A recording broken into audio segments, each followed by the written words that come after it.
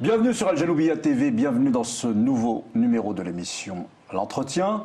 On va parler de ce que maintenant tout le monde a pu voir à la télévision, sur les réseaux sociaux, à savoir, et c'est d'ailleurs entretenu par beaucoup de manifestations contre ce qui s'est passé ou ce qui se passe peut-être encore en Libye, à savoir l'esclavage. On parle de retour au fait de vendre des êtres humains sur le marché, sur la place publique.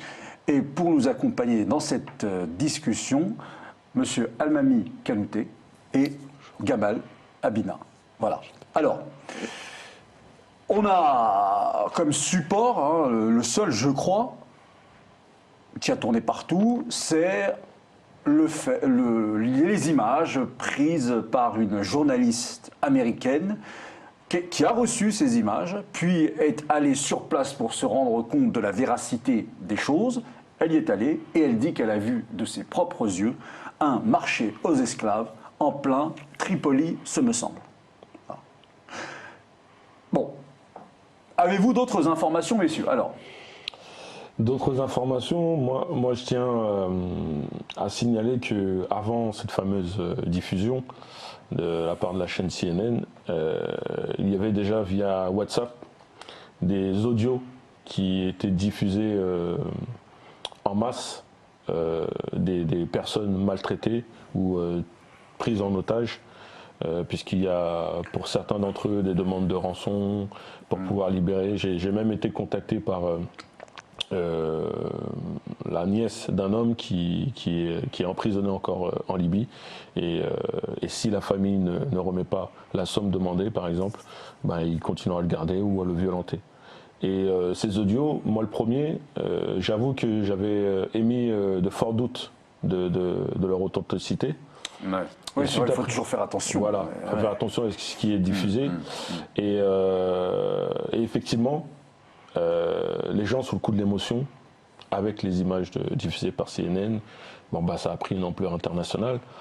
Mais il faut, je pense, avec du recul, faire attention aux effets émotionnels de la nouvelle technologie et ce qui peut paraître comme étant un renouveau sur les questions de l'esclavage, alors que c'est quelque chose qui existe depuis un certain nombre d'années. Et les gens, effectivement, subissent une certaine forme d'ignorance. Quoi, la subissent pas. Ils en sont responsables en quelque sorte.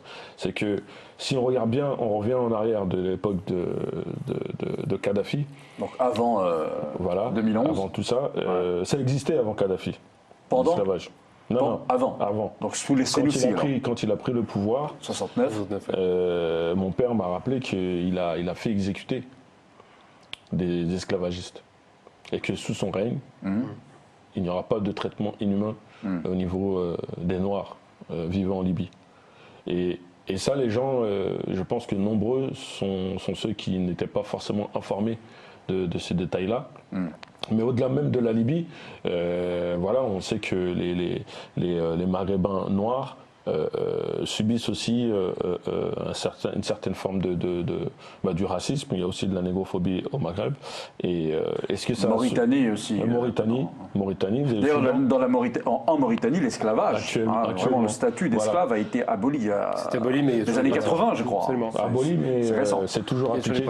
Il ne suffit pas d'abolir, évidemment. Je pense que sous le coup de l'émotion, ce que j'ai vu lors des premières mobilisations, c'était beau à voir, parce que c'est devenu tellement rare de voir des rues remplies de monde en colère. Ouais. Et moi, ce que je retiens des premières mobilisations, c'est que les gens ont préféré se mobiliser vers des endroits où, généralement, on ne nous donne pas accès pour exprimer notre colère. Donc, de nombreuses personnes ont préféré se mobiliser vers les Champs-Élysées plutôt que de rester sur place au lieu du rendez-vous pour écouter des discours ou faire du surplace. Mais ça a soulevé, parce que j'étais sur place et j'ai entendu des propos tenus par des amis d'origine maghrébine qui m'ont fortement déplu. On va en parler de ça justement. Alors Gamal Abina, juste un mot tout de même. Moi je reviens de Guinée où même, et vous avez raison de le souligner, il y avait là-bas, il y a quelques jours, des manifestations contre ce qui se passe en Libye. Ça veut dire que vraiment, la chose s'est internationalisée. Et pour vous dire la vérité, moi, quand j'ai vu les images, je me suis dit, alors c'est peut-être, parce que l'historien il fait toujours un petit peu attention, je me suis dit, attention, est-ce que c'est des gens qui viennent, comme il en existe à Paris, des gens qui viennent proposer leur force de travail, et il y a des gens qui s'intéressent et qui passent par là et qui disent moi j'en prends 2, moi j'en prends 3, etc. Ça se passe du côté de la porte de Clichy. Il y a toujours des gens qui viennent et qui disent, vous savez, pour les métiers du bâtiment, le chantier, c'est comme ça que ça se passe. Donc je me suis posé la question. Et je n'ai pas eu réponse encore. Est-ce que c'est ça ou est-ce que c'est vraiment des gens qu'on capture, n'est-ce pas, et qu'on vend sur le marché? À un moment, il faut être vrai. Donc après, quand j'ai vu les témoignages des gens eux-mêmes, non pas ce que disait la journaliste, mais des gens eux-mêmes, là j'ai commencé à me dire que c'est vrai. Alors Gamel Abidin. Déjà, il y a un contexte à remettre en place. C'est-à-dire que bon, l'histoire de la négrophobie, de l'esclavage, c'est des questions qui sont extrêmement violentes. D'ailleurs, il faut l'associer au colonialisme. En Libye, avant le coup d'État militaire orchestré par Cameron, Sarkozy et Obama, c'est un coup d'État, ça n'est pas une révolution, contrairement aux images qu'on a voulu nous envoyer. C'était un pays qui était 53e en classement mondial pour les IDE, pour l'IDH plutôt, pour le développement humain, 53e, premier pays d'Afrique en termes de développement humain. C'est un pays qui avait 1 million d'Africains subsahariens, parce qu'on va faire des clivages, donc on va parler de subsahariens, même si la Libye n'est pas un pays de blanc non plus. C'est un pays qui avait reçu 1 million de travailleurs subsahariens qui avait ouvert ses frontières. Et Kadhafi à l'époque disait « la Libye est votre pays ». Donc les choses étaient claires. L'esclavage évidemment contre, la barbarie de ce qu'on peut imaginer de mauvaises traditions et qui existe aussi effectivement, on le trouve aussi en Mauritanie pour des raisons malheureusement racistes qui s'expliquent parfaitement sur un plan historique. Tout ça, ça avait été aboli. Ensuite, ce coup d'État orchestré contre Kadhafi a conduit à quoi? À ce qu'il y ait un clivage qui a démarré dès le départ de dire les Noirs sont pro-Kadhafi. Oui, c'est ça. Oui. Et les images, oui, ça, on l'a vu, ça. Moi, je trouve extraordinaire qu'après 250 000 morts sur un massacre qui a duré 7 ans en Libye, où on a mis à genoux un pays qui était riche, où on a volé toutes ses réserves de change, voilà la réalité de la Libye aujourd'hui, où il n'y a plus de gouvernement, il y a 3 gouvernements qui autoproclamés, à Tobrouk, à Tripoli, à Benghazi, enfin bon, on veut faire la partition du territoire. On se rend compte aujourd'hui qu'on maltraite des Noirs libyens, parce qu'ils sont aussi libyens, les gens du sud de la Libye, les Toubous, si je ne me trompe pas, sont des Libyens. On les maltraite en suspicion de pro-Kadhafi. Voilà la question qui se pose. Et on a vu des images très violentes, et moi ça m'a choqué au départ, et bizarrement personne n'a été choqué par ça, de voir des Noirs parqués au début de la révolution, la soi-disant révolution, du CNT, des Noirs parqués à qui on donnait de la nourriture de chiens. Pendant le mois de Ramadan, en plus. Pendant le mois de Ramadan. Tout à fait. Où on les maltraitait, on les torturait, on les massacrait parce qu'on disait vous êtes des kadhafistes, et Kadhafi aimait les Noirs africains. Voilà la réalité. Non, mais ça dérangeait personne. Non, mais ça dérangeait personne parce que les gens dont vous attendiez peut-être que ça les dérange, Gamal Abidin, étaient pour le renversement de Kadhafi. Absolument. Donc quand on est pour le renversement, on est d'accord pour la torture des Noirs. Quand on n'est plus pour le renversement, je pense. 7 ans après, bizarrement, on nous sort les Noirs. Et pourquoi on les sort? Parce que ça fait des années que les Occidentaux veulent intervenir en Libye. Ils veulent en finir avec cette pagaille. Ils veulent remettre les choses en place avec le général Haftar, qui est l'homme de l'Amérique, de la CIA. Donc ce qui se passe, c'est que comme par hasard, CNN, chaîne de propagande reconnue, trouve des images qui sans doute sont vraies, je peux l'imaginer. Hein. Ce genre de dérive, on les voit aussi en Irak. Hein. Non, mais quand il n'y a que CNN qui montre ça, bah c'est... Je sais pas. Non, mais le truc, c'est que ça vient de CNN. L'habitude de... C'est un inspecteur, il regarde plusieurs versions. Moi, s'il n'y a que CNN qui me balance ça, je dis juste, ce n'est pas suffisant. Merci, monsieur. C'est pour ça que quand ça vient de CNN, moi je m'interroge. Mais surtout, ce qui me pose problème, c'est au-delà de cette question qui est... Alors, évidemment, il y a des types qui ont des pratiques sauvages en Libye, indiscutablement. Et qui profitent de la misère des gens. Et qui profitent de la misère. Il y a indiscutablement un racisme qui s'est développé parce que Kadhafi était pro-africain et que lui reproche ça. J'ai entendu des propos qui disaient Kadhafi aime les Noirs, nous on les aime pas. En gros, c'est ça.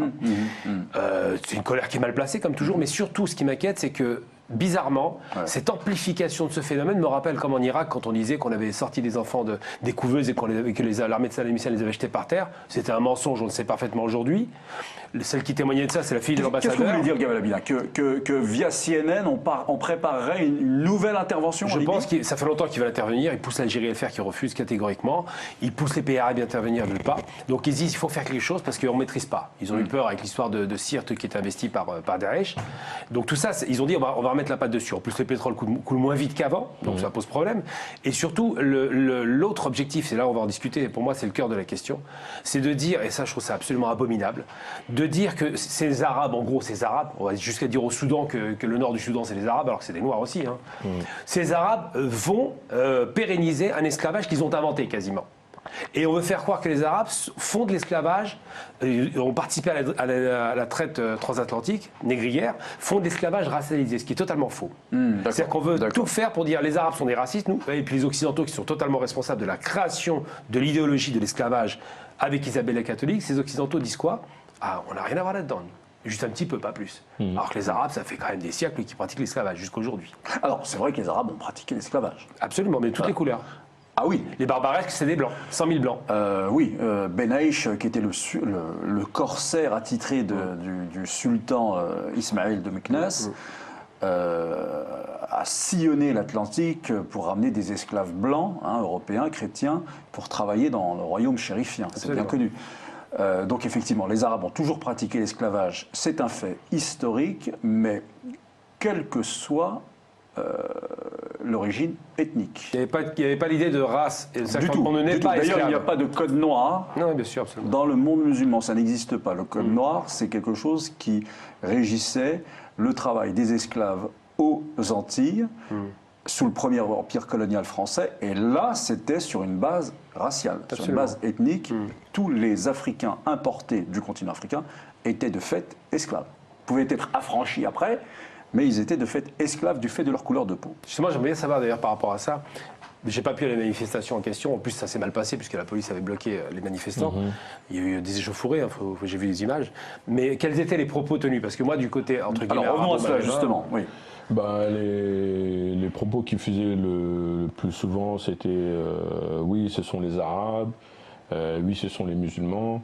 Donc sur place, il y a eu des échanges un peu tendus avec certaines personnes. Entre manifestants, ça Oui. D'accord. C'est-à-dire que le niveau de division est tel que même entre semblables, épidermiques, si l'un est chrétien et l'autre est musulman, ça chauffe. Ça va chauffer. D'accord. Et on l'a bien vu sur les réseaux sociaux. C'est-à-dire que l'Afrique centrale va pointer du doigt l'Afrique de l'Ouest, où il y a une majorité de musulmans. Oui. Mais moi, j'ai pointé du doigt le fait que, par exemple, je suis originaire du Mali. Comment se fait-il qu'au Mali, les chrétiens ne soient jamais fait massacrer ou malmenés par les musulmans qui sont majoritaires sur le pays? C'est ce que je veux dire. Et que, au lieu d'utiliser comme force commune le fait que malheureusement l'histoire nous est éparpillée par on sait par quel moyen, utiliser justement cet éparpillement comme un rapport de force. Oui, comme une force comme en une soi, puissance de frappe. Non, on tombe dans le panneau, on tombe dans le piège des frontières qu'on nous a imposées, que ce soit religieux, culturel ou politique. Voilà. Mais c'est plus facile, les gens sont beaucoup plus faciles à diviser qu'à rassembler. Et c'est facile, et dans tout ça, vous avez justement les différentes périodes d'esclavage, transatlantique, traite orientale ou traite négrière. Vous avez tout ça qui se retrouve sur la même table, comme un puzzle. Et du coup, dans la tête des gens... Ils font l'amalgame de tout. Font l'amalgame de tout. C'est-à-dire que là, j'ai senti, pour mes amis maghrébins qui sont déplacés, ils m'ont fait un retour, ils m'ont dit j'ai senti des gens très agressifs envers moi. Et je l'ai précisé sur les réseaux sociaux. J'ai dit, mais je peux comprendre le fait que quand il y ait, par exemple, des mobilisations pro-palestiniennes, qu'il y ait une majorité d'Arabes ou de Maghrébins. Moi-même, j'y participe. À aucun moment, je me suis plaint, on n'est pas suffisant les Noirs. À un moment donné, ce qui se passe en Palestine, ça concerne l'humanité. Ce qui concerne la Libye, ça concerne aussi l'humanité. J'ai aussi entendu les personnes qui pointaient du doigt le fait que on s'est retrouvés seuls. J'ai dit,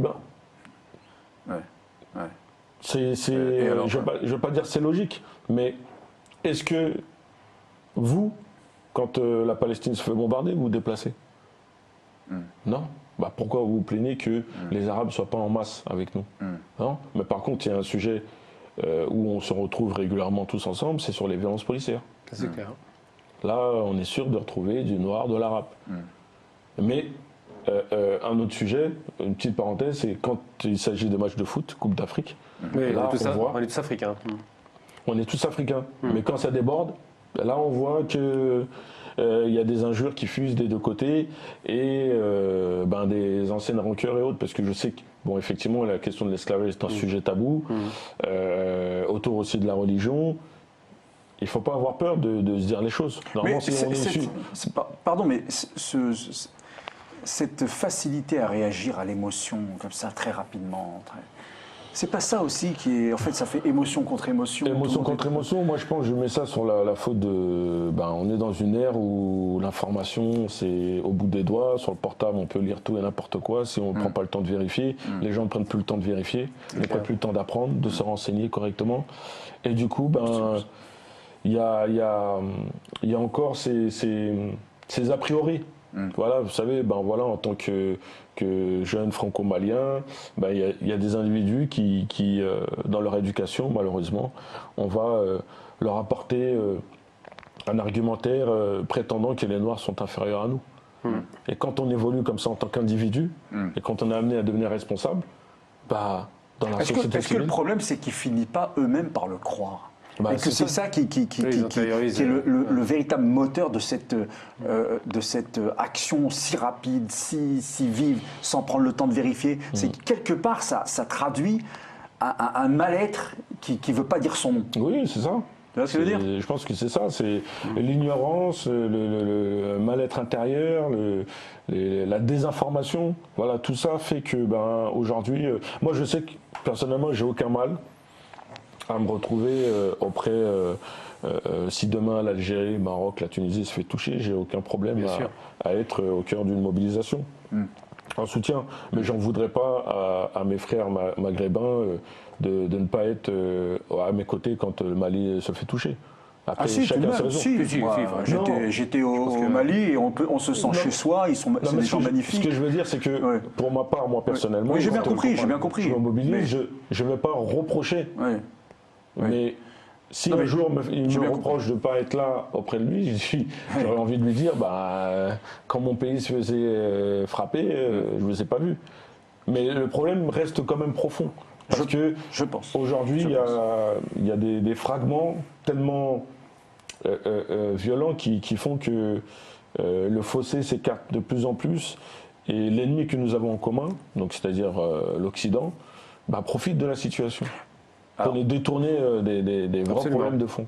On l'a vu dans la question soudanaise, par exemple. Il faut voir le Soudan. Moi, j'ai bien étudié la question pour des raisons simples. C'est ce que je voulais comprendre ce qui se passe. Alors moi, je ne sais pas si l'Occident est l'ennemi. L'Occident, il est au moins l'adversaire. Mais je ne sais pas. Sur ces questions, ils instrumentalisent. Ils font un travail formidable. Je vais prendre un exemple très concret. Mais parce qu'on va être très clair. La question du Soudan. Le Soudan, ils ont sorti les violons. Nord et Sud-Soudan. Nord, soi-disant musulmans. Et arabe. Le Soudan en arabe, ça signifie. Voilà. Et le Sud chrétien. En arabe, Soudan, c'est Soudani, c'est le pays des Noirs. Donc déjà, quand les Soudanais entendent qu'ils sont arabes, ils sont peut-être contents ou pas, on ne sait pas, bref. Donc El-Béchir ou tous les hauts dignitaires soudanais du Nord ils ne sont pas blancs, ils ne sont pas arabes, ils sont noirs, clairement, si on veut parler de couleur de peau. On a voulu faire la division entre le Nord et le Sud sur les bases, pas ethniques, mais parce que c'est difficile, mais religieuses. Ça a marché, ils ont réussi à détruire le Soudan en coupant le plus grand pays d'Afrique en deux. Ok. Qu'est-ce qui s'est passé dans le Sud, qui n'était pas du tout chrétien, contrairement à ce qui était dit? Il y avait 15% de chrétiens dans le Sud, 15% de musulmans, 70% d'animistes. Donc déjà, si on avait fait une guerre entre le Nord et le Sud, c'était Nord musulman, Sud animiste et pas chrétien. Eh bien, ils se sont tapés dessus entre eux. Salva Kiir et toute son équipe a commencé à se taper avec son opposition. Enfin bref, donc maintenant, le pays est en guerre, clairement. La guerre ne s'est pas arrêtée. Le Nord, ça s'est arrêté. Mais ils ont quand même voulu foutre la pagaille dans le Nord. Ils ont créé un problème, une partition qui était extraordinaire. Et ça, c'est très fort. De dire, il y a les massacres dans le Darfour, qui seraient devenus noirs. Alors, ils sont tous musulmans, donc c'est difficile de diviser.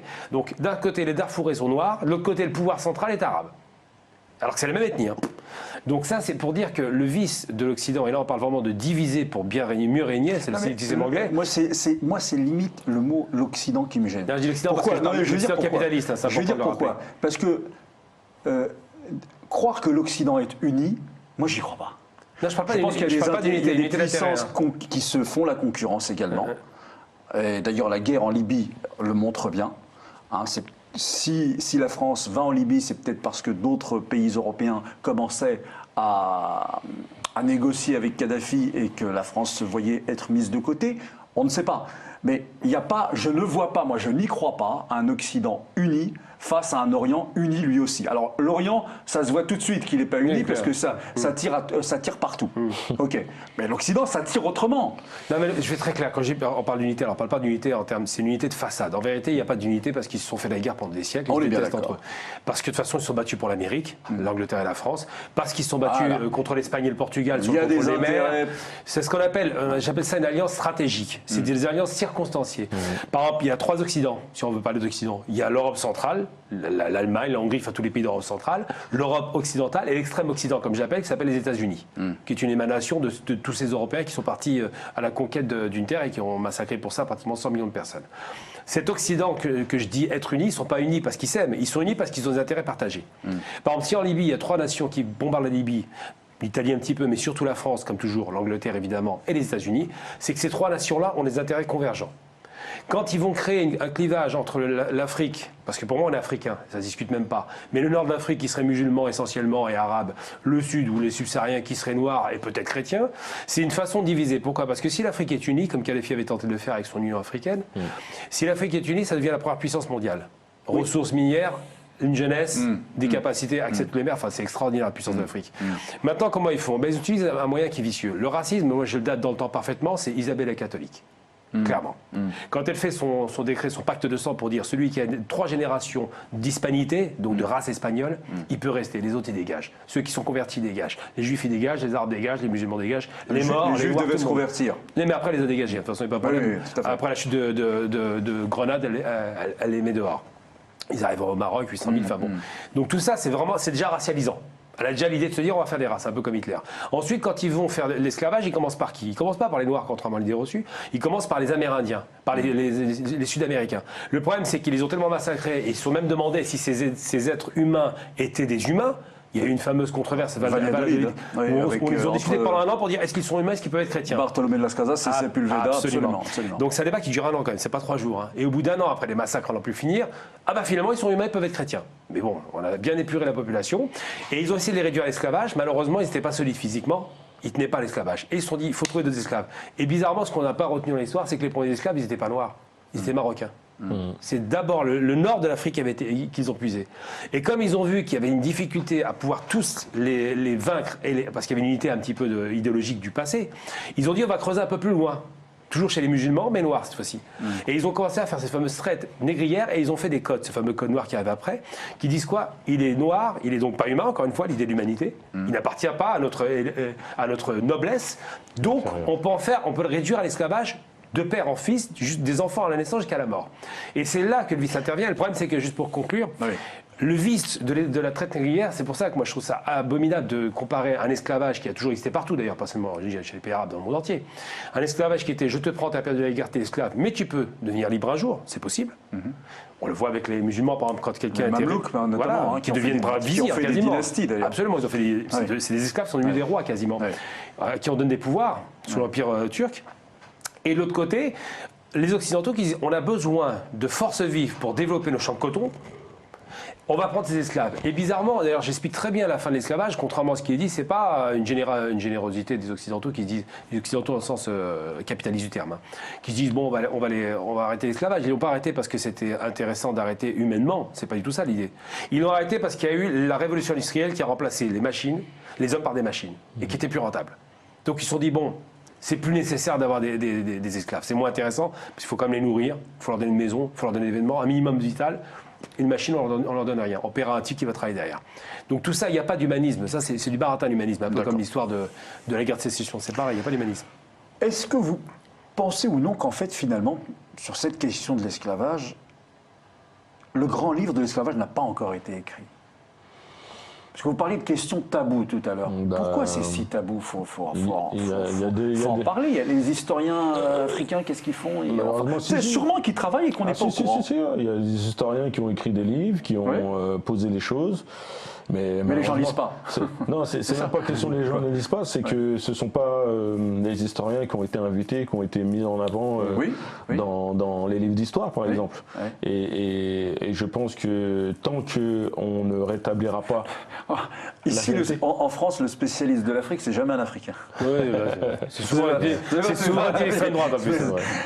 Non, mais je pense que tant que les pays concernés ou les différentes puissances dans ce monde n'auront pas décidé de rétablir la vérité au sein historique, comme la France.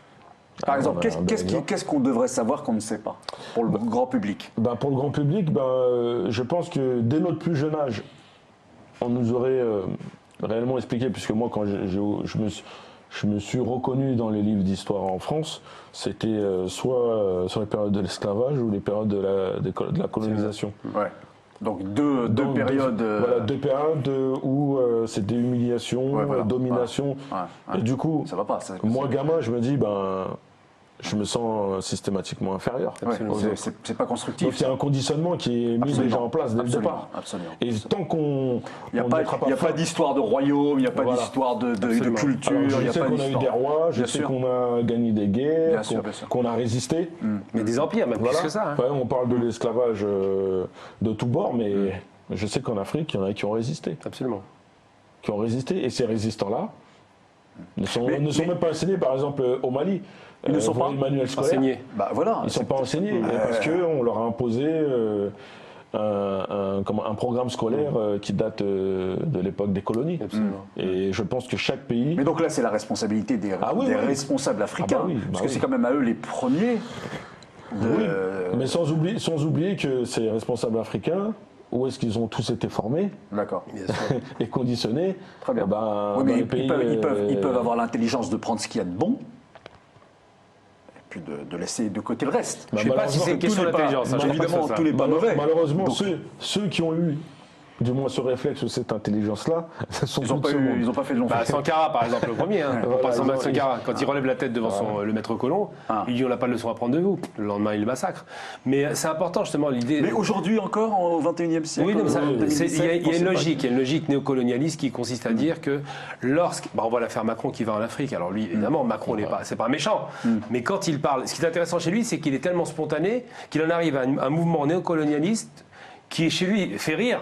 Ça fait marrer de voir ça. Mais il tape l'épaule comme ça. Je vois pas Macron taper l'épaule. Non, mais si, c'est important parce qu'il le ferait pas avec Ahmadinejad, il le ferait pas. Enfin, Ahmadinejad, il le ferait pas avec Trump. Il fait pas ça avec ce qu'il considère comme quelqu'un de dangereux, dominant. Il fait avec quelqu'un qu'il considère comme étant infériorisé. Alors il le fait pour être sympa, pour être cool. Je sais pas si c'est. Je ne sais pas si je suis d'accord avec vous, Gamal Abina. C'est un réflexe. Parce que oui, c'est un réflexe, certes, mais il y a on peut aussi le faire parce que on se sent entre nous. Non, je pense pas qu'il se sent absolument pas. Je pense pas du tout ça. Sincèrement, il sait qu'il domine. L'Asie, c'est très loin.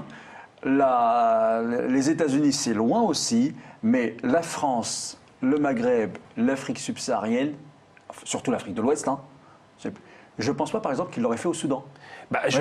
Attention, je ne pense pas qu'il l'aurait fait avec quelqu'un je sais pas moi, de Somalie. Mais l'Afrique de l'Ouest, le Maghreb, la France, Non, il le fait avec son précaré français. Avec les ex-colonies. Ex-colonies, le précaré français. Les anciennes zones CFA, la OF, tout ça. Il le fait avec des gens qu'il connaît parce qu'il sait qu'ils sont dominés. Il le fait parce qu'il sait qu'il a la monnaie. Il a le franc CFA. C'est quand même extraordinaire. C'est la France. C'est la France qui gère la monnaie. Qui gère en plus le taux de change. C'est monstrueux. Mais plus que ça, il le fait avec des gens dont il sait parfaitement qu'ils ne diront rien. Parce qu'ils sont adoubés par lui. On va prendre un exemple très concret. Là, il est en Algérie aujourd'hui. Bon, il y a Johnny qui est mort. Je pense qu'on n'aura pas beaucoup d'images. Mais il n'en demeure pas moins qu'en Algérie, je vois difficilement faire à Yahya un truc comme ça. Pourquoi? Parce qu'il y a un rapport de tension qui est violent. Parce qu'il sait qu'il faut qu'il joue les gentils avec les Algériens pour aller marcher. Il dit pas. Parce que les Algériens sont des gens qui lui pardonneraient surtout pas ses familiarités. Et le problème, c'est qu'il peut le faire, par exemple, plus facilement avec des Tunisiens. Parce qu'il n'y a pas ce rapport violent du passé colonial et des colonisations. Même s'il le fera sans doute pas, peut-être pas sûr, j'en ai aucune idée. Mais ce qui est certain, c'est que malheureusement, et c'est là où je vous rejoins par rapport à ce discours, ce qui est détestable, et c'est là où moi ça me rend malade sincèrement, c'est de voir qu'on ne nomme l'Afrique que sous le prisme de la domination, de l'infériorisation, de la perte, de la défaite, de la capacité de création de richesse. Je prends un exemple très concret. Un mot chacun. Très concret l'exemple. Tous les grands empires africains, la reine de Saba, c'est un empire. Ouais. C'est des reines, des rois qui étaient respectés. C'est pas des sous-fifres ou des esclaves. Ensuite, il y a un exemple très concret que j'ai appris récemment, et ça m'a choqué. Là maintenant, on va parler de l'Afrique qui a été déportée aux États-Unis. On parle de déportation. J'aime pas la traite négrière, c'est une déportation. Avant Hitler. Hein. Quand des Africains sont aux États-Unis, ils bossent comme des fous. C'est des gens qui sont très très bosseurs. Parce qu'ils sont dans une situation où ils sont écrasés par une société raciste, et ouvertement raciste. Et l'inventeur du téléphone, Graham Bell, si je ne me trompe pas, l'inventeur du téléphone, c'est pas Graham Bell, c'est Graham Bell, voilà, je ne dois pas me tromper. On lui a attribué une invention qui ne lui appartenait pas. C'est un mensonge et un vol. Ça a été inventé par un noir américain. Voilà. Alors, j'ai pas retenu son nom malheureusement parce que j'ai appris récemment cette information. J'invite tout le monde à vérifier. Il vient de la cour de, je crois, que c'est une cour de justice américaine qui vient de confirmer qu'effectivement, on lui a volé son invention. L'histoire retient que le voleur est l'inventeur et ne retiendra jamais que l'inventeur de génie était un noir. Bon, bah voilà, c'est dit ici. Bien sûr, vous allez vérifier et vous allez le partager. Un dernier mot. Un dernier mot, je reviendrai. Qu'est-ce qu'il faudrait faire en fait? Moi, je pense qu'il faudrait repartir dans une campagne de rééducation. Ouais. Et le plus tôt sera le mieux. Hein. J'ai suivi, par exemple, pour ce qui se passe, pas qu'en Libye, mais au Maghreb, concernant la communauté noire, qu'il y a des associations quand même qui se sont créées pour dénoncer ces... Bien sûr, à Rabat, il y a eu un sit-in devant l'Assemblée libyenne, devant l'ambassade libyenne, pardon. Absolument. Et même sur les questions de racisme. Et ce que je trouve dommage, c'est que les autorités ne déploient pas tous les moyens nécessaires et toute la force nécessaire pour condamner tout. De manière forte. Voilà, de manière forte. Claire et nette. Ouais, comme on sent que c'est timide. C'est timide, ça va tâton. Non, il faut être ferme. C'est-à-dire que nous sommes des hommes. Nous appartenons tous à la même race. À un moment donné, il faut arrêter ces histoires-là et taper sur la table s'il le faut et faire comprendre que toute personne ou tout individu qui se comportera de cette façon-là sera mis au banc. Sera mis au banc, sera condamné. Alors, juste un dernier mot, une dernière question. On parle souvent quand il y a des questions comme celle-là, du silence de grands sportifs, de footballeurs, qui sont aussi parfois d'origine africaine. Est-ce que c'est un reproche valable pour vous ça vient souvent, en fait. Moi, je sais que je fais partie de ceux qui le reprochent aux personnalités, pas qu'aux sportifs. Parce que depuis tout petit, quand on m'a mis face à un Mohamed Ali et quand j'ai commencé à comprendre tout le travail qu'il faisait à travers son engagement en tant que sportif professionnel, je me dis, mais en France, pourquoi est-ce qu'on n'a pas un sportif ou une personnalité issue de la colonisation, capable sur un plateau de remettre en question le pays qu'il représente. Alors vous me dites, ce sera vraiment la dernière question. J'ai vu dernièrement Omar Sy intervenir sur ce qui se passe chez les Rohingyas. Très bien. C'est une belle initiative. Moi d'ailleurs je tiens à saluer puisque souvent effectivement on est les premiers à pointer du doigt le fait que personnalité, on vous entend jamais, donnez jamais un coup de pouce. C'est un premier pas. Par contre, j'espère que cela permettra de motiver tous les autres à s'engager sur d'autres questions. Notamment ce qui se passerait, comme il se passe au Rohingyas, ou ce qui se passe en Libye, ce qui se passe même en France, sur les violences policières, sur les questions de racisme. C'est qu'à un moment donné, comme il se passe actuellement aux États-Unis, pas face uniquement à Trump, mais les mouvements de droits civiques ou de droits humains qui se mobilisent. Et les sportifs aujourd'hui, pendant l'hymne national, posent un genou à terre. En guise Mais justement, sur la question de Omar Sy, c'est bien d'en parler. C'est le premier à avoir eu le courage de faire quelque chose. C'est la première fois qu'on voit quelqu'un. Chapeau, il a levé des fonds en plus. On voit que tout le monde n'est pas aussi généreux que certains. Non, pas tout seul, on s'entend bien, mais c'est le premier à l'avoir fait. C'est-à-dire qu'il se met en risque. Mais sur une question qui est très très importante, justement, je voulais parler juste revenir rapidement sur l'histoire de se dire la manifestation, c'est là où on n'interroge pas le problème qui se passe en France.